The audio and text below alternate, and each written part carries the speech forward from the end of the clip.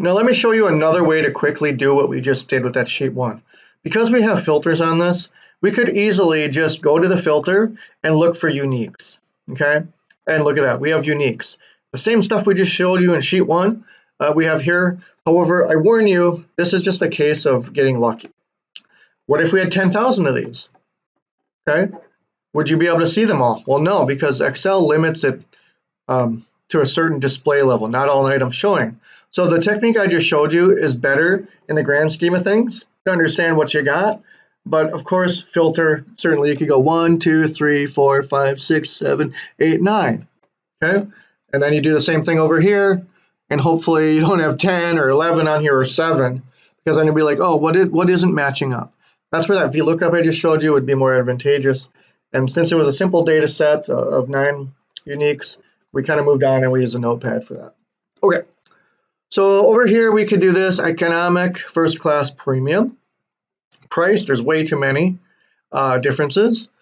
Time, here's one where I don't know what the unit of measure is. So is this American dollars? Is this Brazilian? Is this hours? Or is this, some other measurement of time? I don't know that. However, what could you do? What could you do? Think about that for a second. Well, the answer to that is go look it up. Go look it up. So I typed in flight time from Recife to Florianopolis, and it's 3 hours and 50 minutes. So in my data set, it says 1.76. What does that mean? I have no idea. I have no idea. Okay? I do know they marked it the same way. But now I want to know, is this in kilometers or miles? I don't know that. Flight distance perhaps is the better way to do it.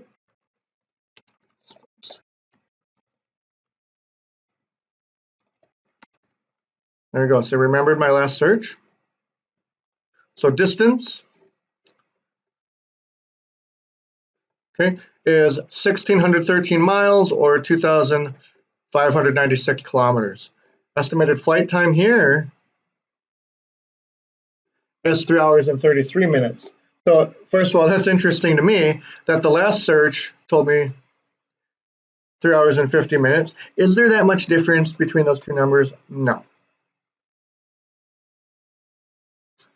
Okay, not too much difference there. Who knows where they get their numbers from? But point being, the distance here,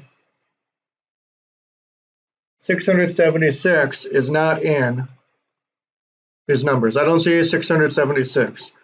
I don't know what that means. Can we use it? Yes. Why? Because we're going to assume that this data is in relation to the other data points. Okay? Now, would you go into a business meeting not knowing what this is? No. You would contact somebody once again. You would find out what this means. What is this data? Right? It doesn't seem to be the miles or the kilometers between the two. So what's going on here? Okay. Now we have Cloudfly, Flying Drops, and Rainbow. Okay.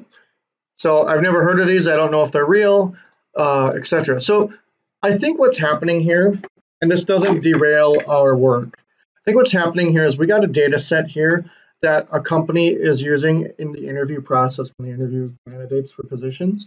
This happens a lot where they give you a data dump and they say, hey, go tell us something useful in this data set.